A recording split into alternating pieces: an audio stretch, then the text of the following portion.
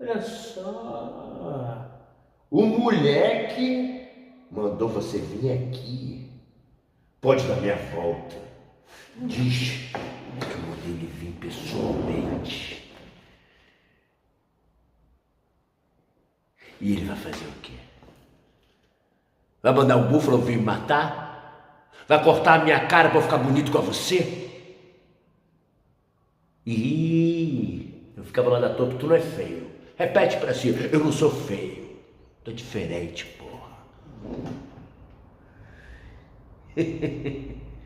Defendo nada, porra nenhuma. É piranha, causeira, mentirosa do caralho. Não defendo ninguém.